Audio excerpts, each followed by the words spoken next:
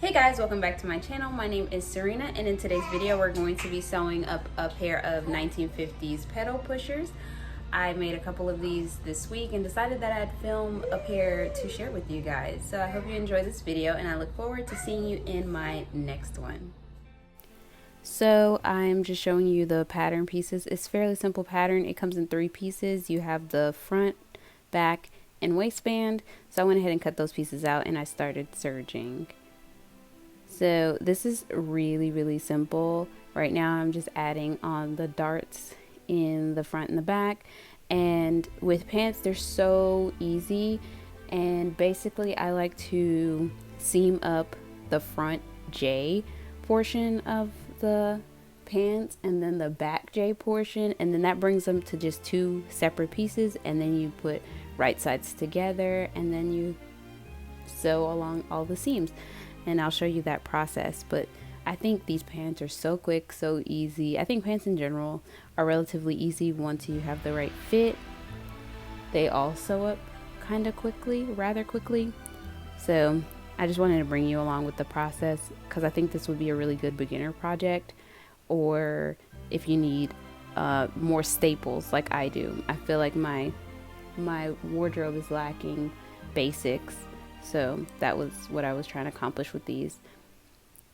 So here I am sewing up the darts, and I mean, honestly, once I pop these in, the darts in, then it's just bringing the 2 front pieces right side together and sewing that J, which is the crotch area, and then bringing the back 2 pieces right side together and sewing that crotch area, or the J as I'd like to call it.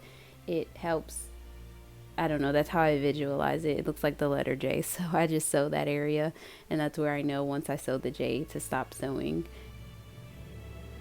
Because I think when I was a beginner, I may have accidentally sewn up the legs. So I've always just been like, once you sew the J, you can stop. So that's what I'm doing. I really like these pedal pushers. And so let's talk about the fabric that I chose, because these are so simple, I don't have too much to explain.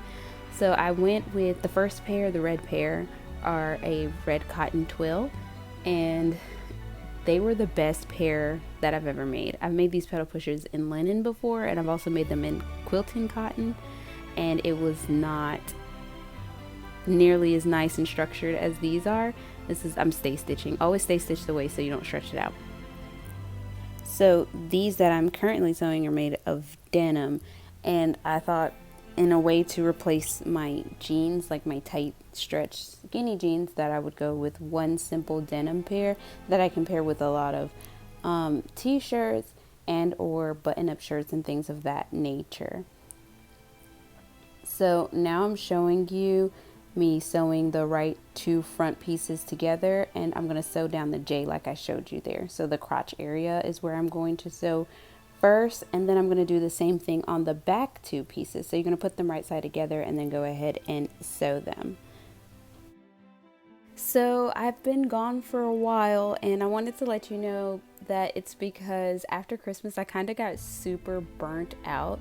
Like my last outfit, for my Christmas outfit, I made on Christmas Eve and finished it Christmas morning. So I was just exhausted, and I found Instagram being an easier platform, especially with the baby being so much older. He babbles, and it's so hard to get a quiet moment in, so that way I could film and record. Now we're where the bulk of the sewing happens, and I've laid right sides together. I'm going to be sewing down both sides of the pant and around the crotch, leaving a 4-inch space at the bottom of the pant, so that way there's a leg slit, and also leaving an opening on the left side for the waistband. For the zipper. And usually there would be, the waistband would open in the back, but I didn't want the zipper on my butt, so I left it on the side where most of my garments zip at. So we'll see how that works out in the end.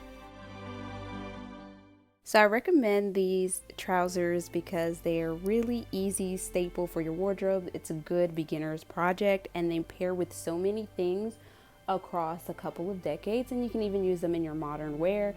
It's perfect for the vintage dresser who likes to dress authentically, and it's also great for those vintage dressers who like the pinup styles. I think this pant is very versatile. It works well with halters, button-ups, bra tops, bralettes, and t-shirts. There's just so many options, and they don't require a whole lot of fabric depending on the size that you're making. And I think even most sizes, it doesn't require more than like 2.5 yards. So definitely a must and a staple for your wardrobe for the spring and summer months.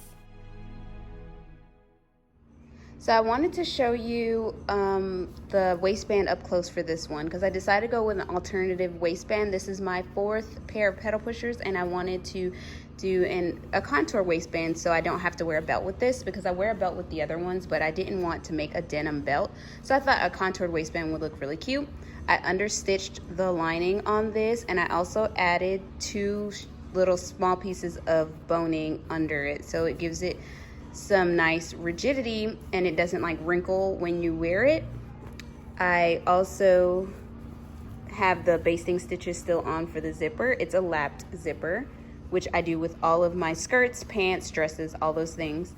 Top stitch the front so it's nice and clean on the edge, and then I have to add the bar, tack, and hook. Sorry for all that noise in the background. Everyone's awake right now. And so once I finish that up, these will be done, and I'll go ahead and pop that on for you guys to see what it looks like. Thank you guys so much for watching, and I look forward to seeing you in the next video.